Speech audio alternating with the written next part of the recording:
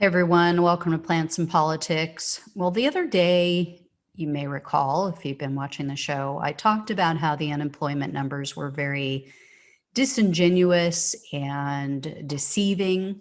Well, it appears that economists agree with me, which came as much of a shock to me as it probably does to you. But yeah, economists are saying, this was a new report that came out, that the true unemployment rate right now likely exceeds 11%. And they base this on a few factors. So first, economists point to the fact that the Bureau of Labor Statistics has misclassified workers as being employed but just absent from work rather than counting them in the pool of unemployed workers. So upon review, what they found was that some employees who had received a temporary furlough or layoff were listed as absent from work. And that classification is something that's only supposed to be used for employees who are on vacation or who are out on sick leave. So clearly, they're not using it properly. So there's just a lot of misclassification and miscounting going on. And economists estimate that if those people had been properly accounted for and properly classified, the unemployment rate for August would have been over 9%. They also pointed out that some people have chosen not to look for work right now due to health concerns or childcare issues or other reasons. And these people are also not counted in the unemployment figures because they're considered to be out of the labor force. So once you stop looking for work after a couple of months, you are no longer considered unemployed. You're not considered to be in those labor force figures. Now, I know for a fact that there are many people in this country who aren't actively seeking employment right now. I've heard stories from people I know about older Americans who just decided to retire rather than looking for another job or reopening their business. You know, they don't want to risk getting COVID, and they know that jobs are tough to come by anyway. So they figured, forget it.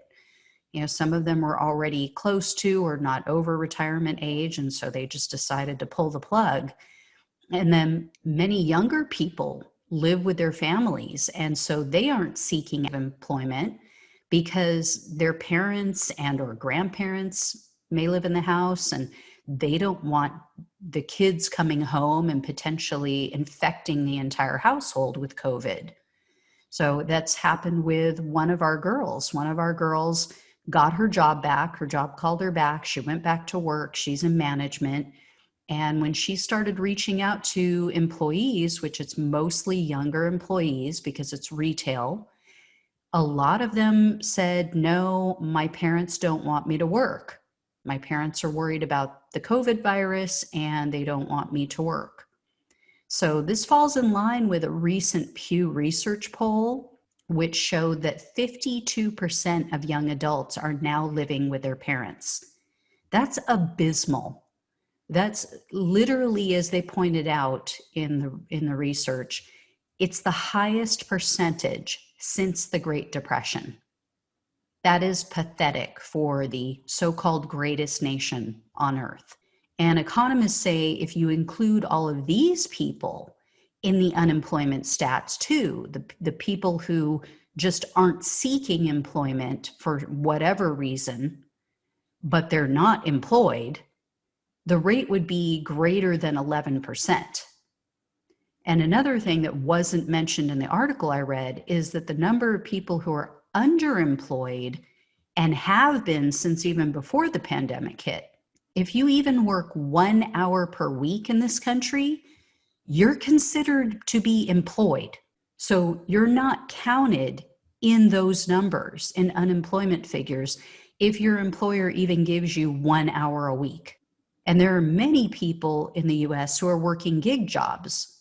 They're delivering food or groceries for DoorDash and Instacart. So they're barely making enough to keep their heads above water, but they're still being counted as employed. And of course, there's a growing number of people who are classified as the working poor in America. People who work as many hours as their employers will allow, and they still can't get ahead. So for many of these Americans, there's just too much month at the end of the money. We need a better way. We need to figure something out. This country is supposedly the greatest superpower on earth. It's pathetic.